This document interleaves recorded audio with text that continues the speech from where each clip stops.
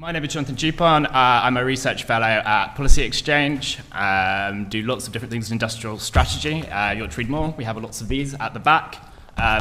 Currently working on a paper on local industrial strategy, and so very keen to steal lots of good ideas from everyone up here and in the audience for questions later. I think we will do it normal conference panel style. I'll ask these three guys to speak for about 5 to 7 minutes each, and then the second half we'll open up to questions. So just to set a bit of context, as we all probably know, the second/first, depending on how you think about it, big goal of the government's industrial strategy is rebalancing the economy, if you like that word. I'm not always sure. I go back and forth on it. And spreading growth across the country. I think we all know the big stats. Average GDP per capita in the UK is about 26k. I looked at this morning. In Manchester, it's 22k. In London, it's 44. And that gap has been growing larger fairly steadily for at least the last 20 years. Parts of the economy have done well as the economy shifted towards services and digital and all that. Parts have never really managed to replace the manufacturing base yet, we hope. So what we want to look at today is what you can actually do to reverse that with a local industrial strategy and what you can't do. So I think it's fair to say that some of this is fairly historic. So if you go back to, say, 1750, London was already 50 times as large as the next biggest cities, Bristol and Birmingham. So it's actually got better since then. I suppose that's the good news. Manchester was only about 18,000. But on the other hand, there is, if you look at the UK cities outside London, they do seem to be doing fairly badly compared to other OECD cities, which suggests that there are probably things we could learn and try and do better. And then the final thing to kind of go on that is, whenever I talk to people who do the industrial strategy, they always kind of look a bit guilty when they say we have these two big goals. We want to maximize national productivity and we want to help rebalance the economy. And are these two in tension? And if you ask them in a public place, they'll say, no, they're definitely not in tension. There's no trade-off between those two whatsoever. And then if you ask them in private, they look a bit more awkward. So there are all these kind of interesting questions like, is there zero sum? Like, do we need to move graduates away from London? Do we need to move more transport investment? Or can it be win-win? And I'm going to ask clever people than me to answer that. So I think the order we're going to go in, we're going to start with Ashwin Kumar on my right, who leads the analysis unit at the Joseph Rowntree Foundation. Then we're going to go to Spence, who's the head of research and policy at Greater Manchester Chamber of Commerce. And then we're going to finish with Vicky Pryce at the far left, who's currently on the board at the Centre for Economics and Business Research, and she also wrote a very good paper on industrial strategy for Centre Forum that I would recommend you read. Okay, Ashwin, do you want to get this off? Thank you very much, Jonathan. So I'm going to start off by talking a bit about what should be in an industrial strategy. Have a little bit of conversation about what the role of the state should be in a market economy and how that relates, and then finally to bring it back to local questions. So I want to start off with the magpie nation. In popular culture, magpies are attracted to shiny things. There was, in fact, a study in 2014 that suggested that might not be the case, but let's just assume it is for now. Is the UK a magpie nation when it comes to industrial strategies? Traditionally, industrial strategies have focused on technology, innovation, and infrastructure, the shiny and new. But about 2 years ago, the Institute of Public Policy Research did some analysis that showed that the UK's productivity gap with its European counterparts is bigger in low-paid sectors such as hospitality, retail and care than it is for the economy as a whole. The Bank of England, I think it's in the last year or two, have done some analysis looking at the distribution of productivity amongst firms in every sector in the economy. And what they found was that the UK has a small proportion in every sector of firms that compete with the best in the world. Their estimate was that the percentage varied between 5 and 25%. And that below that was then a long tail of less productive firms, which had seen barely any productivity growth in the last decade. We also know that the UK has a low pay problem. Earnings growth in the UK has been sluggish compared to some of our counterparts. And finally, we have two issues about place. We have the north-south divide, which, as Jonathan has said, is growing, but we also have struggling places, often disconnected from economic activity, where the fact of decline has a multiplier effect, suppressing economic potential. So what does all this add up to in terms of the role of the state in a market economy? Well, the first responsibility of the state is not to exacerbate the problem.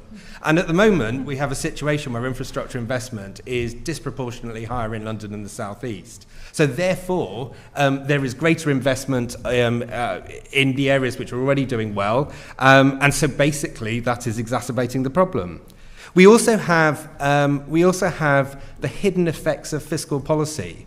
In the post-2010 spending cuts that took place across the UK, the effect on local authorities was disproportionately felt in lower income authorities. Now, there is, of course, a debate to be had about what the right fiscal policy is. But once you agree what your fiscal envelope is, do we not have a responsibility to make sure that we're not exacerbating the problems that already exist in the UK?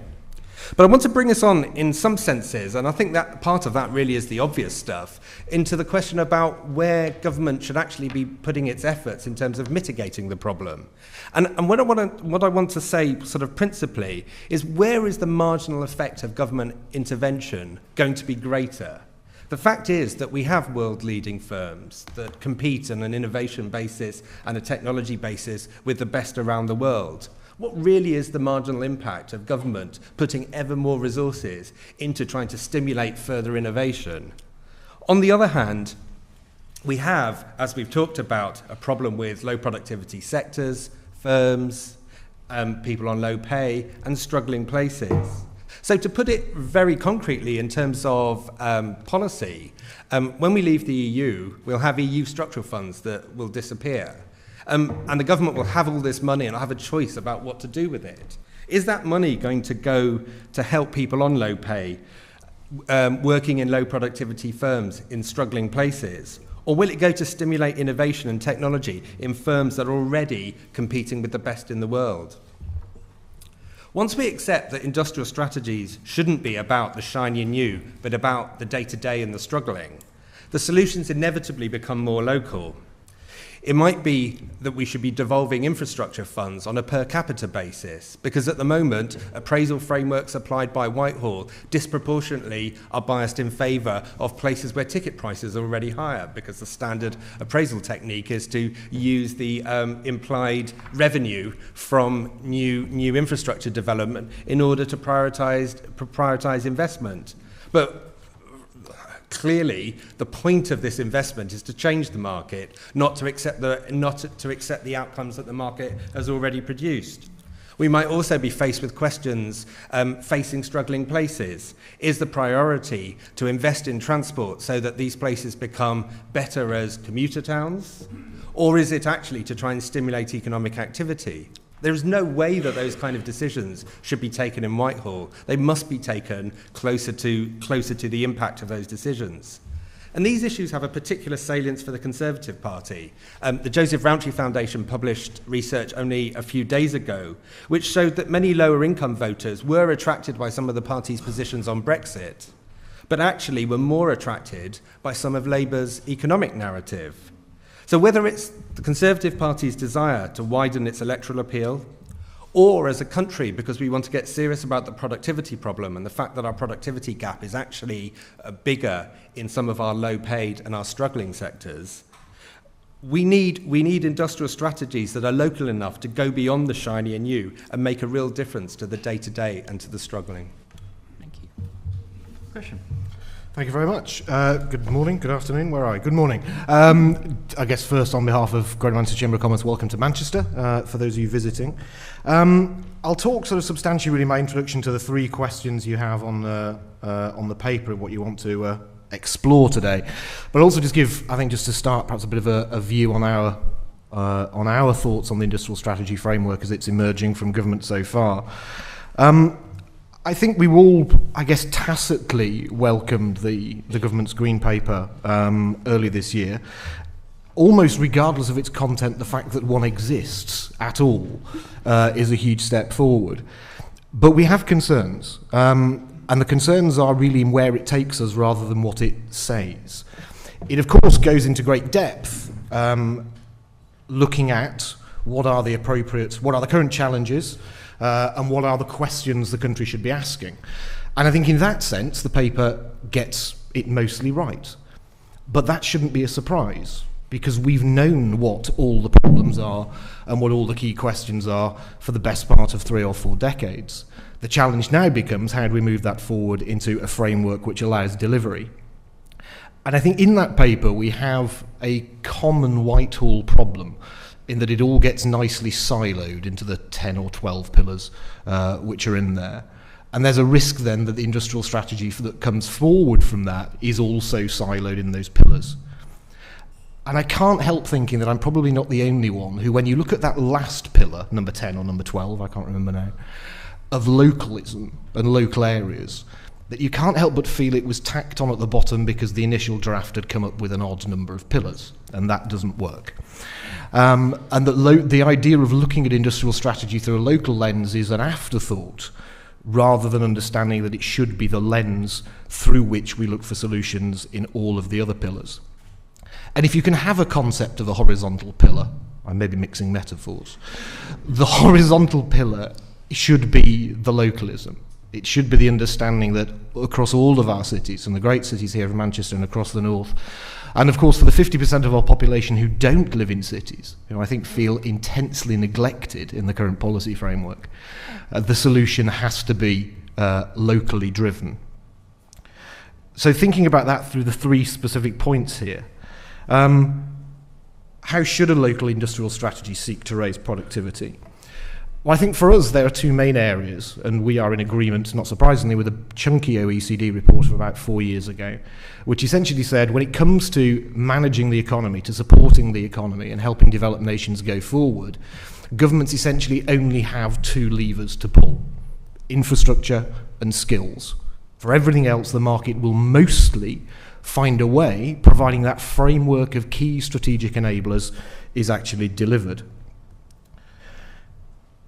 The other more challenge, I think, is whilst those 2 are key enablers, and what I think those 11 distinct pillars in the industrial strategy miss, is that all of the 10, however many we are, is that government has this tendency to not see everything as being joined up. So whilst I talk about the horizontal pillar, if you'll forgive me, of localism, there's also that understanding that actually all policy areas interact with each other, and that too often government policy from varying different departments pulls in directly opposite directions. The understanding that you can do things with local infrastructure, you can do things to improve local skills and transport and connectivity, but without understanding how the national taxation framework or the national investment strategy or how our international policy over both trade and international development all interact, you end up with a very confusing policy landscape that pulls companies in one way and pushes them simultaneously in another. And in skills, there are some particularly big challenges with which that infrastructure segment overlaps. Increasingly, of course, we see the country sort of bifurcating into wealthy urban centres and more rural urban hinterlands and rural geographies. And what we see through that really is that increasingly jobs in the UK economy are located less proximately to areas of highly skilled, knowledgeable people. And exacerbating that is a simple fact that knowledgeable, skilled knowledge workers really very much like to be near other skilled knowledge workers. So we see our suburbs and our more rural areas draining the skills they have as they move to more knowledgeable and better developed economies. And skills has a role here, particularly if we think of it as a long conveyor belt from primary school through to post-FE or HE education.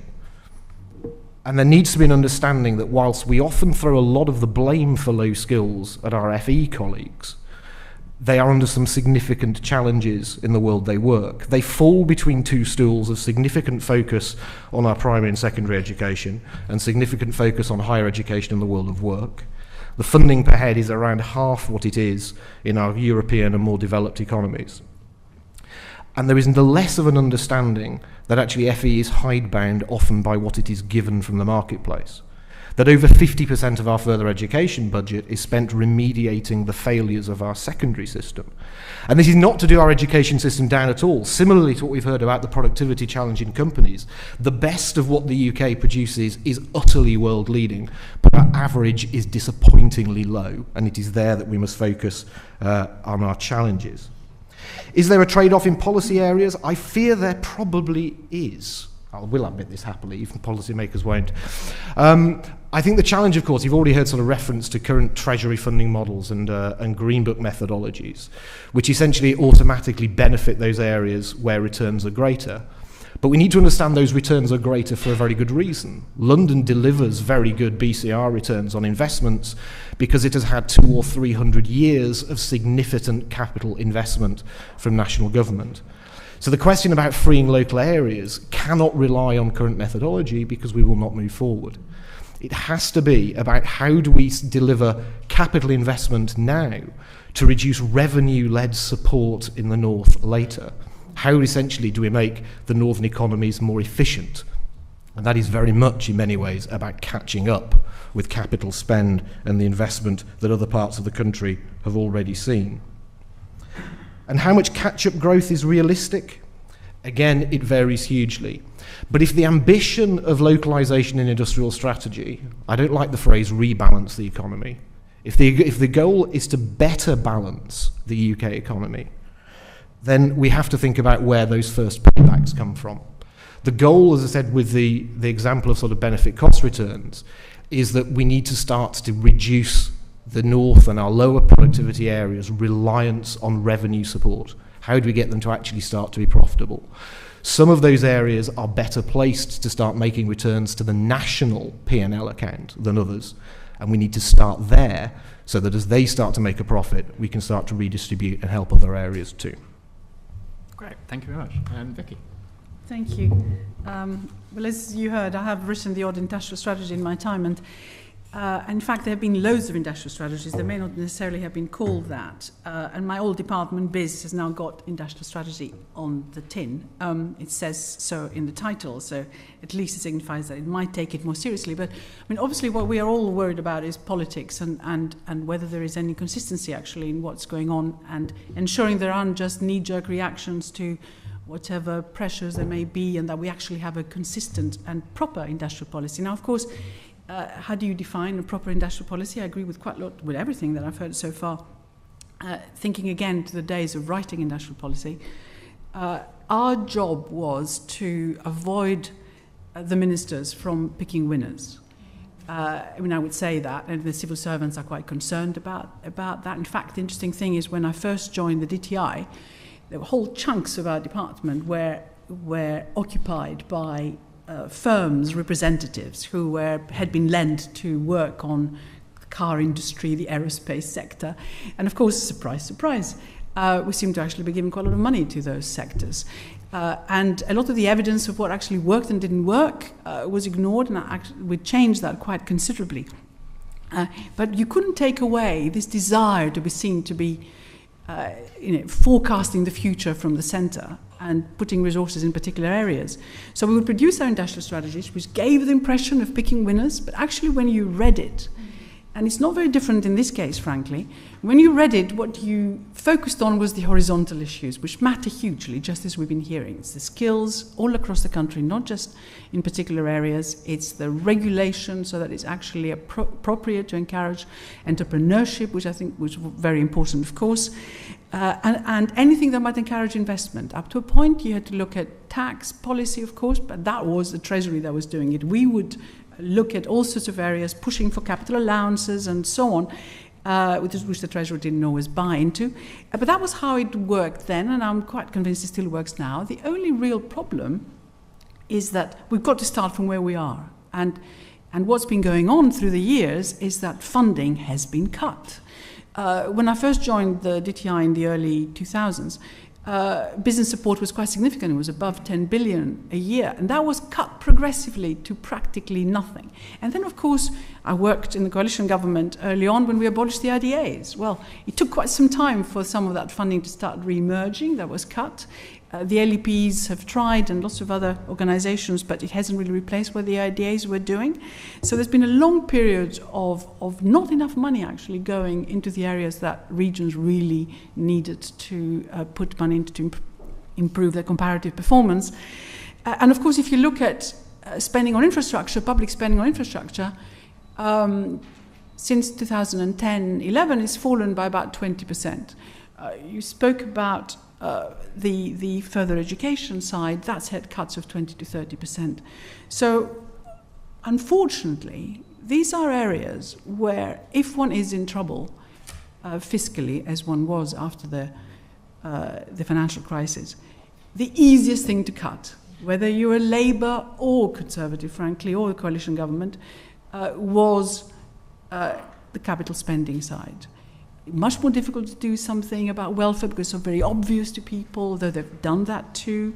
But generally, unfortunately, this is what tends to happen. So if there is a problem, let's stop the electrification of railways in the north that we've been hearing about, or let's delay this by another year. Some positive things, which are that finally people have realized that the fiscal targets were not to be taken seriously, and they've been sort of semi-abandoned. We still talk about balancing the budget in the middle of the next parliament or early on sometime in 2020s, but certainly not having a surplus by 2019-20. That actually gives a lot more flexibility, and given that the government can still borrow very cheaply despite the 2 downgrades it has had recently, one following the vote, the referendum vote, and another one quite very recently. In fact, after the Florence speech by Theresa May, which is quite interesting how it was viewed by the markets, basically because, frankly, we are supplicants now. We don't seem to have very many cards that we can hold, and all we've done is, yes, we said, yes, please, let's accept quite a lot of your conditions. We're still playing with a few of them, but that's what it seems like it's doing. The concern is that we might actually have to start paying a little bit more for our borrowing. And what is more, because of Brexit, all the forecasts by the OBR suggest that we're going to grow more slowly and therefore than would otherwise have been the case, and therefore there is even more pressure on finances. But fortunately, those targets have now practically been abolished, and I think the expectation is that there will be more borrowing to fund infrastructure in the future. So at least there is that, but we have lost so much in the meantime, and of course we've moved with devolution. And there are some powers coming back to regions. That's increasingly the case, and there are now plans being prepared, which of course are getting some funding. Whether it's housing, whether it's infrastructure around HS2 and so on, but there are still great big issues about HS3 really connecting. We've heard something more again, I think, today or yesterday about all this, which is nice, but of course let's wait and see in the budget what else is cut or whether that is genuinely additional. Because the regions absolutely need it. Now, how are you going to get the message across? I mean, the Chambers of Commerce are very important, LEP is important, the mayor, very important. You need the leadership, and you need the sort of vision, and you need to also, up to a point, specialize, in my view. I remember again when nanotechnology was the name of the game, and everyone was terribly excited about it. The plans by the RDAs all wanted to develop themselves into nanotechnology centers. Well, you've got to compete a little bit, you've got to specialize, of course, which is much more important, and there are different strengths in different regions. I was talking to people who are here and interested in this in Birmingham, where they have had huge success in a number of areas. Manchester, the greater region, has had success in others. And I think that focus and specialization matters, because you can make the case a lot more easily in terms of what is additional, if you like, and what can really make a difference. We talked about universities. Well, you've already just seen again some slight U-turn that's taken place on that. What is interesting when you're looking at productivity across different regions is that the ones that retain university students at the higher level you are, in the ability to retain the higher level students, interestingly enough, there is a very strong correlation with productivity. But we mustn't get too excited again about high tech. Yes, of course, in terms of exports, in terms of the manufacturing growth of sorts that's taken place, there is a bit of rebalancing happening, and this region is benefiting, like the Midlands is benefiting as well. Although, of course, service sector is also doing very well in this area. So there is that sort of change that is happening, and is quite sort of positive from that point of view. But if you look at what's been happening in OECD countries generally, first of all, we of course suffer in terms of the amount that goes into R&D and in terms of the amount that goes into public sector investment. We're way below what the OECD average is. We're way below skills as well. The calculation is that if we were even at the OECD average in terms of skills, we'd have 5% higher productivity in the economy, which is quite extraordinary in terms of what extra output you would have had as a result. But the interesting thing when you're looking ahead, we're all worried about robots taking all our jobs and possibly making this particular little intervention better than I could do, for example. In the future, press a button and out comes Vicky Pryce substitute or whatever. But where the job losses have actually been is in the middle skills level. And that's actually where quite a lot of the wage declines have also, the real incomes have suffered there. Well, we mustn't forget the need for the lower skills. And I think in these Brexit negotiations, and when we talk about migration, we've got to bear that in mind. It is the high skills and the low skills that have benefited from all the changes that have taken. That's where the demand has been. Lower skills in some of the service sectors, higher skills because of the knowledge that people have, but in the middle where you can be substituted very easily. I mean, you go into a supermarket now, you have to do all the work yourself, which is just ridiculous. I refuse to go into shops where you have to do self-scanning. I mean, what is the point? They have all forgotten the basics of economics, which is division of labor. Do the things you're best at. And I'm not particularly good at scanning things. At least that wasn't why I went to do economics. And, well, at least that was why I went to economics, so I wouldn't do the self-scanning thing. But that's basically what is happening. Those jobs are going. And we all worry about manufacturing and how important it is, and it is because it is more productive, it exports more generally, and it sustains lots of other jobs, and it's really important to have it because it encourages innovation, etc., etc., etc., and invests, which of course we need to preserve.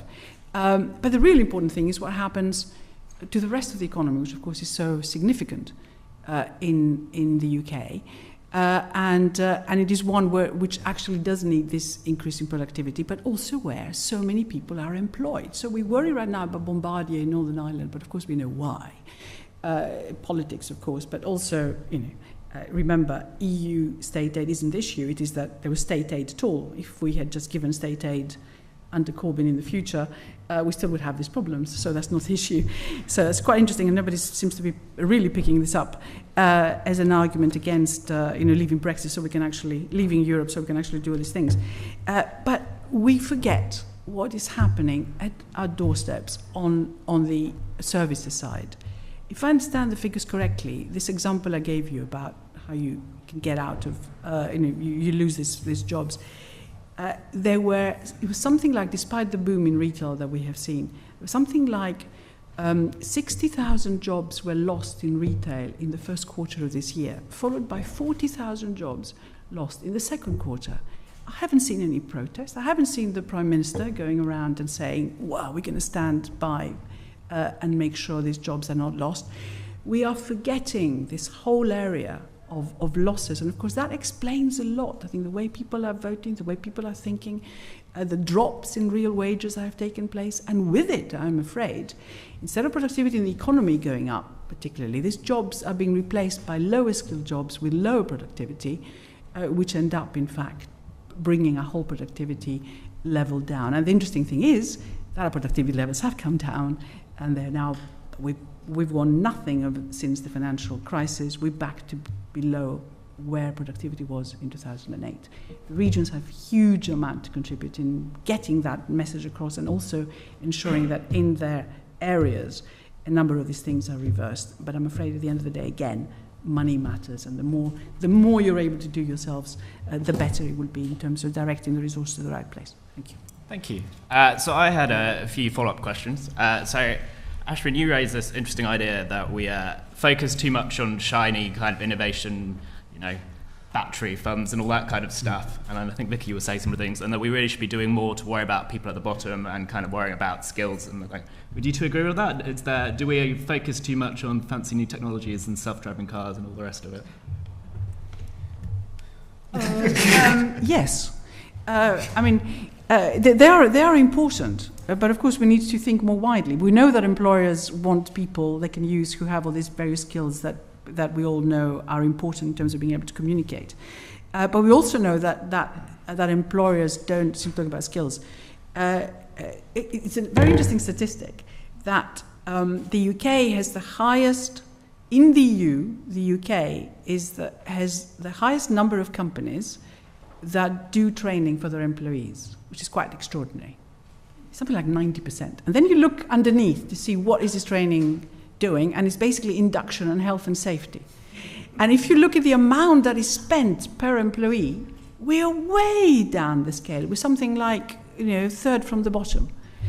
So I think those skills are absolutely significant.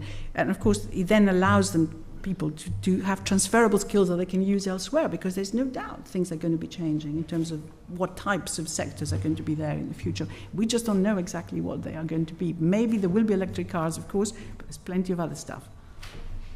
Yeah, I quite like the magpie analogy. It's very easy for politicians. We see them, they like wearing high visibility jackets and hard hats because they can stand next to projects that are visible and leave a legacy and say, when I was Chancellor of the Exchequer, I built a bridge over the Irwell for the new rail link here at the Ordsall Cord.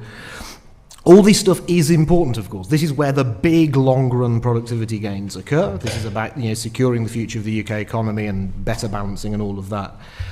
But it's all too easy to misunderstand and often to misunderestimate. In this city, in Greater Manchester, and it will be a similar number across the rest of the cities and areas, 80% of the jobs, 80% of the employment services the local economy.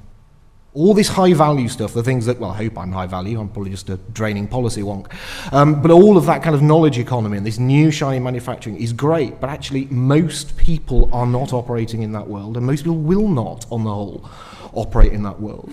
So those 20% of the things that we focus on are good, but they're providing the foundation for the 80% of everyone else.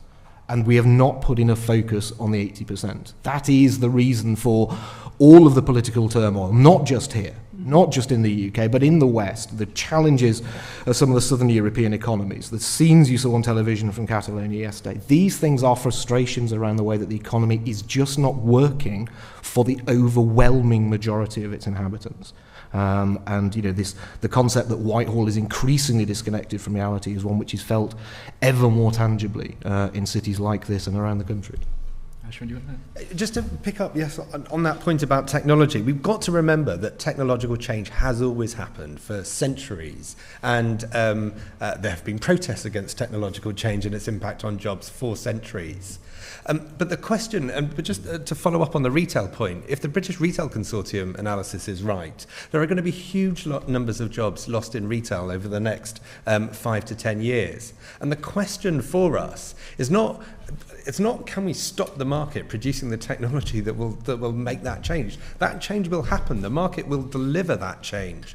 The question for the state is whether or not it can help people to adapt. Will those retail workers who are losing their jobs have an opportunity for the back office coding jobs that are going to come along as partial substitutes for those retail jobs? And of course, if we sit here and think about, people working low paid and part-time in retail, we don't expect them to be getting those coding jobs.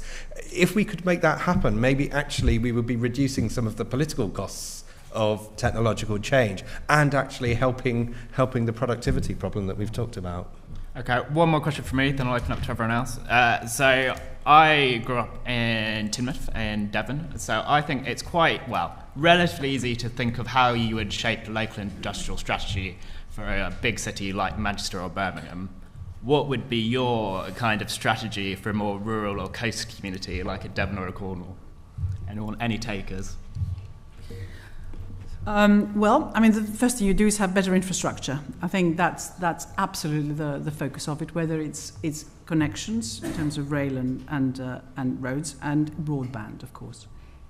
So it's not going to be a huge manufacturing centre, but it could be areas where you can have very interesting startups.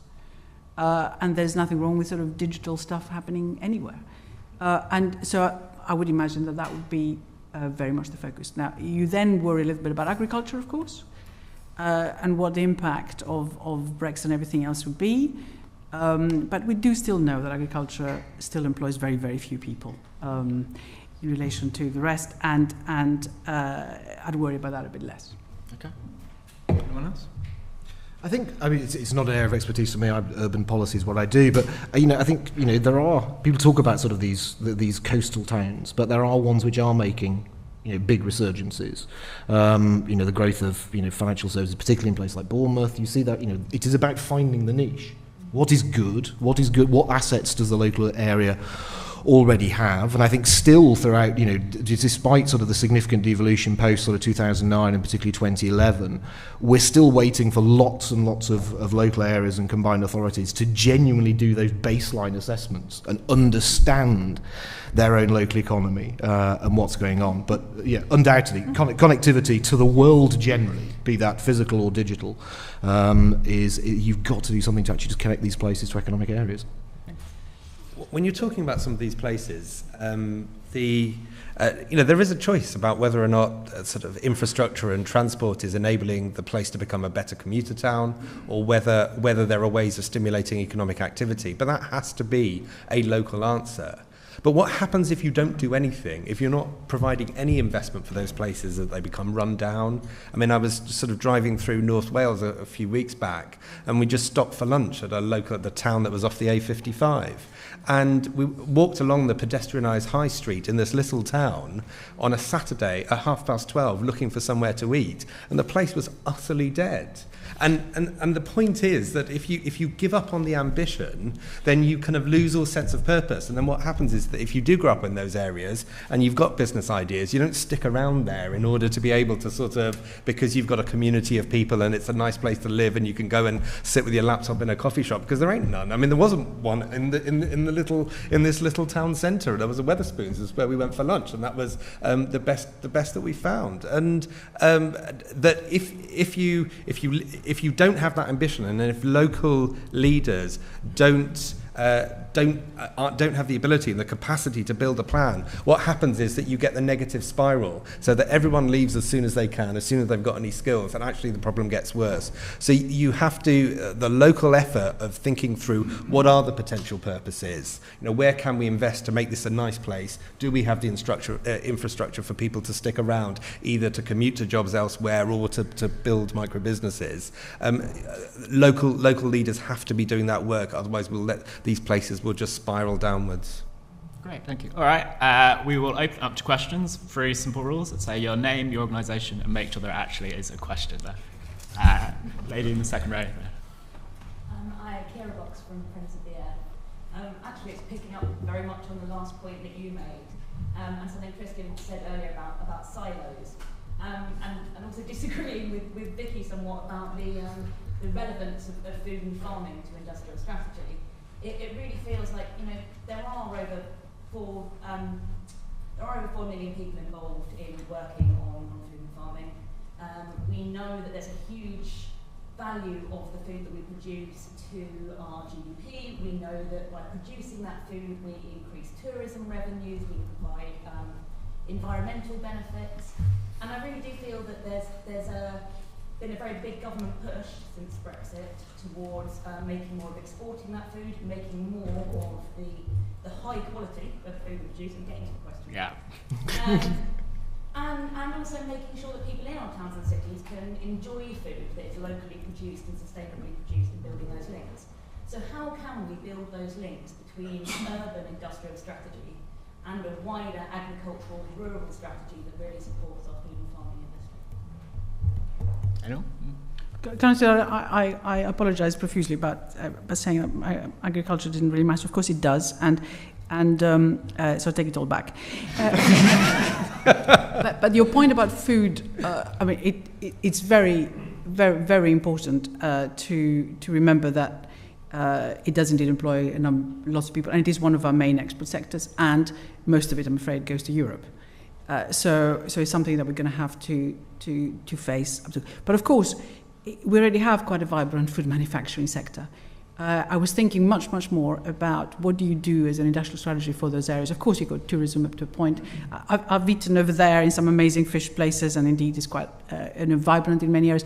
But you can still improve that hugely by just having better connections, of course. And that was the point I was making. You already have a structure. We're not trying to redefine it and change it completely.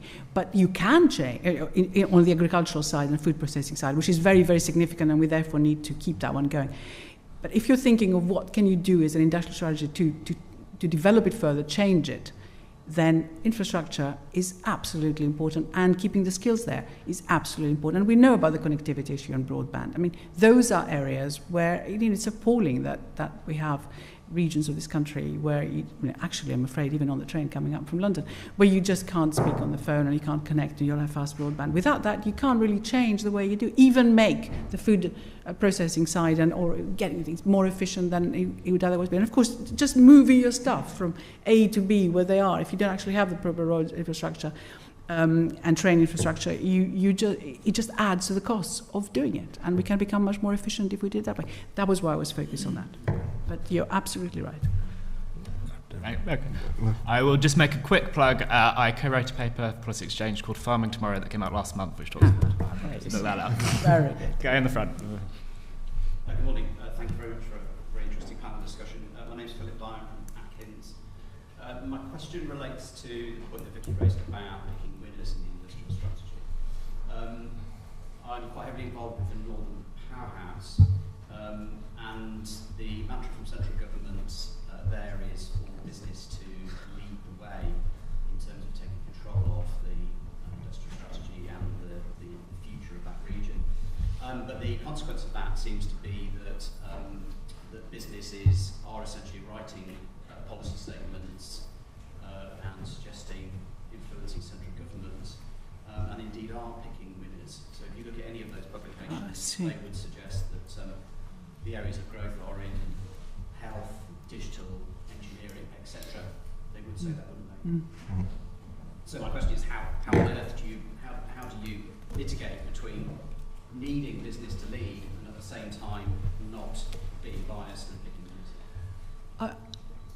It is a serious problem, and it was interesting when we had the RDAs that, of course, there was a whole framework which looked at the plans and said, it was the tasking framework as it was known, which we worked on together with the Treasury, and we would look at whether these plans made sense and where the money was being allocated in order to prevent this type of, everyone wanted to be a nanotechnology centre, as I said before, or anything else. And there was coordination across, so you could actually see what happened in other regions. And this has disappeared, really. And that's a serious conundrum that's out there. How do you get your plans to be sensible, have proper value for money, and be additional, whatever else would have happened otherwise, and meet the specific needs of the region? What we had found, I was actually sitting on the Economic Advisory Board of the Manchester LEP, would you believe it? But what we had found when we had the RDAs is that there was only one of the RDAs that had a proper economics department that could do this type of work properly, and that was in the east. It was actually located in Cambridge. So the others did some work, but weren't actually properly equipped, if I remember correctly at the time, to be doing an awful lot of that. And I think that's missing in the current structure we have, in my view. But you probably know that better. Yeah, and I'd say for me, it kind of hints back to the lack of national framework. I talked earlier briefly about national frameworks and local flexibility. One of the problems of devolving the way we're looking at the moment, everything is at city region level. I think it does have it sort of feels right, but it has some problems, and that is you've got. Everywhere is now looking for its four big growth sectors in which it can sink the investment and go from, and each area can specialise. But what you've got actually is in basically every single city region and every single combined authority has decided that some form of bioscience or advanced health, some form of digital and creative, some form of advanced manufacturing are the growth sectors. And so you've got everybody chasing the same stuff. Now, some people are further down those roads than others. Some areas are better equipped with the natural assets and the historical significance to be able to drive some of those things forward. But you've got an increasingly large number of areas chasing increasingly small pies. And I think that's where, this is where the role of that intense local flexibility, but within some form of national framework, which is trying to balance all of that. And I talked earlier about, the tensions in government policy. So government is, continually telling us in the Northern Powerhouse to go away and sort your own things out and come to the table with what you want.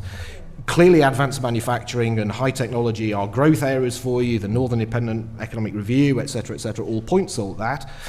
But government policy is that 50% of all public spending in R&D and manufacturing goes to London, Oxford and Cambridge. And those things are just an incredible tension until we can start to buy things out. And that is not about getting government to redistribute better, because Whitehall will fail to take these decisions correctly. It's about getting those pots, A, out of Whitehall, but B, allowing those pots to be raised here.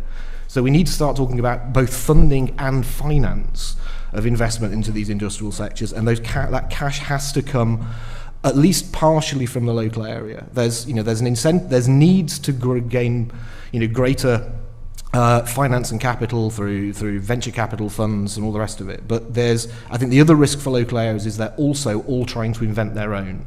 Greater Manchester here has done some great innovative work over the years in getting the city to where it is today. It does have a problem at wanting to reinvent everything itself. So actually, we want to see more VC, therefore let's set up a GMVC fund, let's set up a Northern Powerhouse investment fund. There is far, far more money in the mainstream global system. What you need to do is start to attract those people here. Don't start from scratch. The question is, how do we get those big London VC firms to start setting up and opening up here, not how do we give birth to our own from the beginning? Just a couple of brief general points. One is that kind of being pro-business isn't always the same as being pro-economy, and that actually, particularly when it comes to competition, and also when it comes to skills and training for people on low wages. Typically, kind of firms don't have an incentive necessarily to train their people to have the capacity to leave their firm, and actually that's an obvious role for the state. So it's a slightly oblique way of answering your question, which is that there is a role for the state, which is separate from kind of that which is advocated by businesses. Mm-hmm. Gentleman at the back. Hi, Martin Turner from MEF. Just picking up something Vicky said about sticks in my mind, money matters. We've had a national fiscal framework is so important for the local industrial strategy. We've had the IMF and the OECD for probably about 4 or 5 years now, calling for higher infrastructure spend, yet we were told we had to balance the budget by 2019 to 2020 to get the budget surplus. So really that national policy framework is crucial. We've got global corporations sitting on cash. They don't know what to do with it, partly because of the technology risk, partly because there isn't that demand for them to invest into. So actually we've got the concept of something called crowding in. If the state actually leads the way, I think Christian is alluding to this, it will unlock that private sector investment to come in. And all the academic research shows that in a time of an underperforming economy, the total return to that investment. Is there a question? Well, it's that for a local industrial strategy.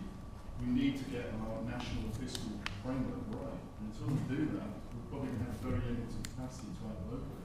But more of an observation.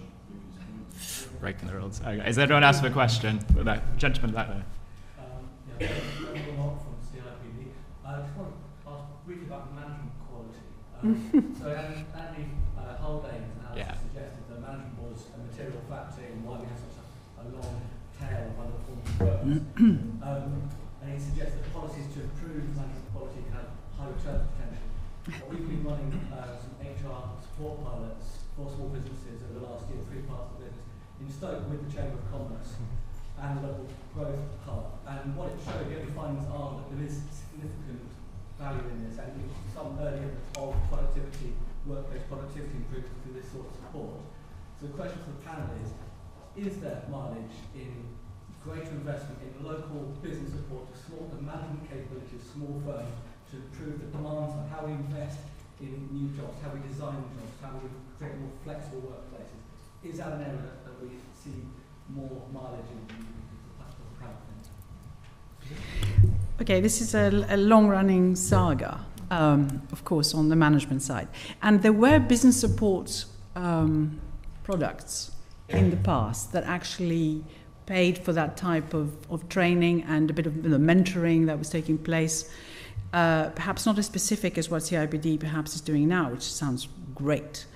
But management was perceived to be an issue anyway. And I do remember, again, when I worked for the government, that I got Michael Porter to come over.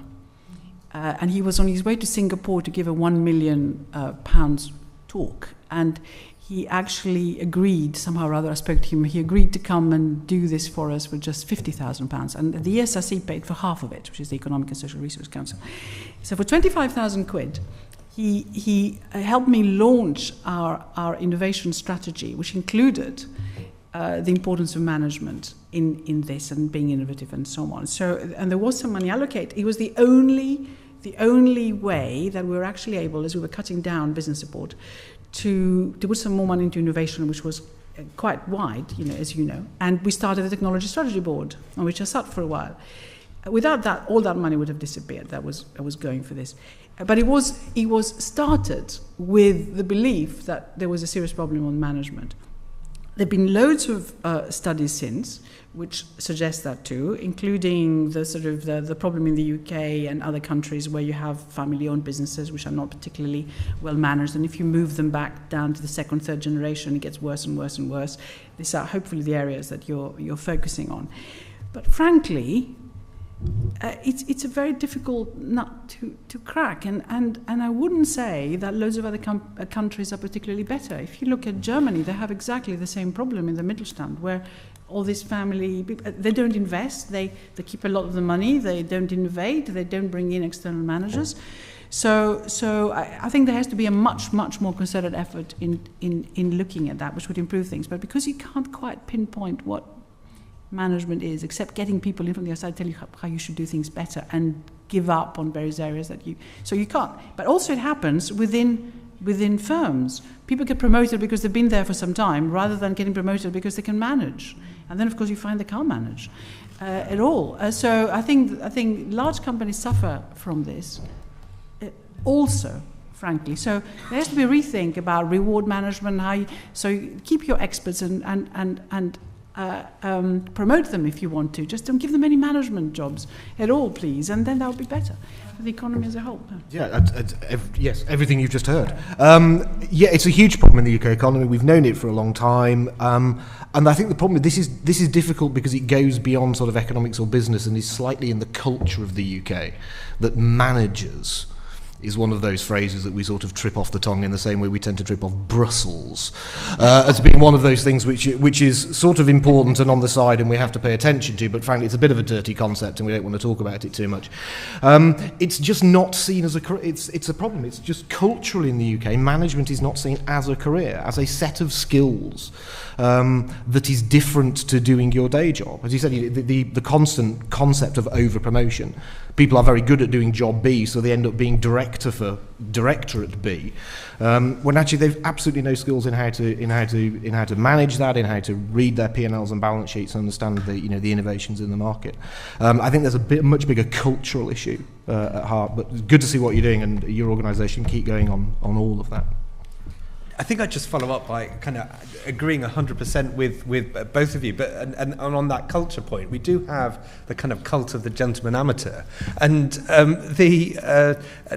there's lots of evidence around how people are treated in firms, has a relationship to performance of firms, and when you look at data around sort of people in retail, for instance, 50% of people in retail feel their skills are underutilised. And I think one sign of hope, perhaps, is that companies which have taken on, for instance, the living wage as a measure for kind of as a kind of partly a statement, a way of interacting with their workforce, have often been quite creative in thinking about job design, thinking about how to make work more interesting for people, how to increase engagement at their companies.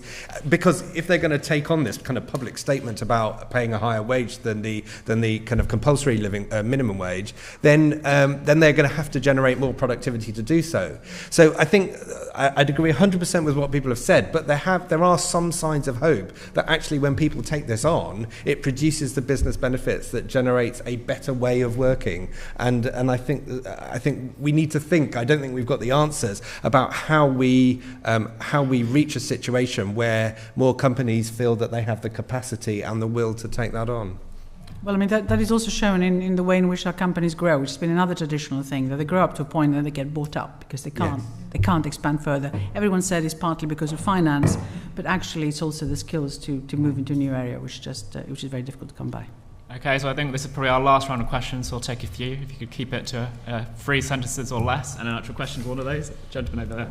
How can we add in health science and minds? My question is whether or not we have the right scale of local. So it's been brought up that everyone's going to try and aim for life sciences or biosciences in the field. Well, the whole of the north of England has produced the same number of patents in the last 10 years as London, which means you're not going to attract venture capital fund from London just to Manchester, you're going to attract them to the scale of the north. So have we got the right understanding of what local is? Okay, good question. AD back there, the red glasses. Hi, Emily Young from PACT. I just wanted to see whether the panel thought about creative industries as a future sector to focus on for a local industry strategy. Okay, and gentleman back there. Paul Jackson, journalist and STEM education specialist. Just picking up on the issue of everybody wants to have their bioscience, they want to have engineering and so on. Are the local industrial strategies preparing us for the next industrial revolution, the scale of change we've got coming, or is there a risk that actually they focus on those narrow areas that are perhaps last century's industrial revolution? Okay, great. Let's go for that. Do you want to go first? Okay. I think there is an issue with the right scale for local in that it's not fixed. When we had the Northeast referendum on devolution, which John Prescott was promulgating kind of many years ago, it didn't work, and we've seen the problems that the Northeast has had, even trying to stitch together sufficient political agreement for a city deal. And living in Merseyside as I do, I think there's a real coherence between a boundary where there's a strong sense of identity and a governance structure, because there's local media which services that, and there is a local conversation which takes place. Whereas there are many examples, for instance, transport and Transport for the North, where collaboration between parts of the North is absolutely essential to get anything realistic done. So the question is, are places grown up enough, as it were, to do the work together? And this will be an evolving picture. One of the points about Greater Manchester is that it has had a history through the combined authority and local authorities working together of doing the political deals to come up with a unified Greater Manchester position for 2 decades. And so therefore their political maturity was such that they were able to take on a kind of much more ambitious city deal. Merseyside had some teething troubles in getting there because it didn't have that history, but is kind of making progress. Clearly, Yorkshire hasn't. The North East hasn't. So the thing that I'd say is that there isn't a perfect scale, and up to a point there has to be time for people to kind of realise that when they work together and actually collaborate across some of these boundaries, they will actually be more effective. But you can't kind of wish it from above. Mm-hmm. I'll try and answer all 3 very quickly. I think the devolution of local, when we often talk about devolution to the right level, and people often think, it's about coming to city, region, or local authority, or region, or powerhouse. Depending on what it is you're talking about, the right level is different. The city region works for most things, but not all. Certainly as soon as we start to talk about any major kind of infrastructure projects or energy projects, then the whole of the north and actually most of the Midlands start to come in as being important. For some sectors, the geography changes. If you were particularly, if in Greater Manchester you want to start talking about automotive and aerospace, and actually we don't particularly care much about going north or east. It's actually west and south, which is those links. So it's got to be inherently flexible. That's a huge challenge for political unity, to deliver the kind of the maturity that you need to do that. And it's always, it's terribly easy for government and its agencies like the lines on maps because they're convenient and it allows a framework. But for the rest of us, we don't care where the lines on the maps fall. We just want things to work. Creative industries, hugely important. I think increasingly they are rightly being seen as a partner to the STEM and high technology side. I think historically we've there is, I think, a big risk at over-focusing on STEM and seeing it as a distinct entity rather than actually how it interacts with other sectors. And certainly creative and design are increasing, the companies in the STEM sector that are doing the best are starting to see how the creative industries can produce some good interactions there. Local strategy is too narrow, absolutely, and I think there's a big problem with this. Sort of, for me, runs through all sorts of issues like public procurement and strategy. Is government sort of wants a specific outcome and then over-defines how it should be achieved, and therefore cramps innovation in the process. So, I was, responded pretty furiously to the government's aim to ban all petrol and diesel engines by 2040, not because that's a bad environmental game, but actually because you constrain how industry might do that. By saying we're going to ban petrol and diesel, what you should be saying is what we want is we will only accept zero carbon, zero polluting vehicles from 2040 and allow industry to work out how the best way of hitting that is. There will be technologies that will come forward in the next 20 years which we cannot imagine today. Don't constrain them before they're even invented. Well, it's interesting, just on the last point, if I may. Of course, there were similar, there were actually targets that the industry had to meet on emissions. Mm-hmm.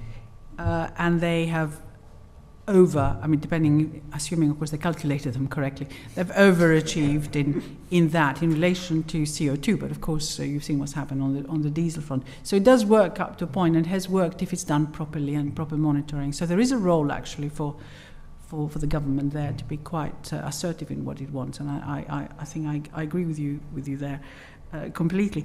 But I would just say that on the creative side, of course, very, very important. Figures have been coming out showing how significant it is and how it actually contributes to the economy, exports, blah, blah. And of course, it can move around a lot more easily in many ways. So lots of regions can develop their own, perhaps, creative area. But if you look at any of the industrial strategies that have been produced for regions, and I have to say that I borrowed from Beverly Nielsen there from Birmingham, who was actually a mayoral candidate there. Their West Midlands Combined Authority making our mark, where number 2 is creative and digital, of course, which is really important. What depresses me, though, generally, is that everyone is going for all these things which are meant to be the sort of growth area, but I think you referred to financial services. Financial services are not mentioned by anybody, and yet they are so significant. And neither is the sort of retail sector in a strange way. We said it actually employs so many people. Now, the financial sector employs 2 million people, in fact, more people outside London than it does in London. And Bournemouth, where the Lib Dems had their conference, where I also went, JP Morgan employs 4,000 of the 8,000 people who work in the financial sector there. It's quite an extraordinary number. 10% of the population works in financial services. And of course, most of the jobs are high value added jobs. They're not a sort of hedge fund manager rates, but they're certainly considerably higher than working as a cashier in a shop. And it shouldn't be forgotten. FinTech developing, again, loads of challenger banks coming in. The whole area is changing. The way in which you can do all your transactions through your mobile phone. It is a very significant part of what could actually yet again start helping our productivity growth if we do this right, and it shouldn't be forgotten. So focusing just on those sexy things, just because financial services have a bad name right now, may not be necessarily the complete answer. Cool. Okay, well, I think we're probably out of time, more than out of time. If you want to hear more about local industrial strategy, you can come back after lunch, and we've got a discussion called Connecting Places about rail investment and local growth, very topical. And then tomorrow morning in the Secure Zone, we've got another event called The Triumph of the Cities of Andy Street, which is the next thing. We'll say thank you very much to the Joseph Rowntree Foundation for sponsoring this event, and thank you for coming, and thank you to our panellists.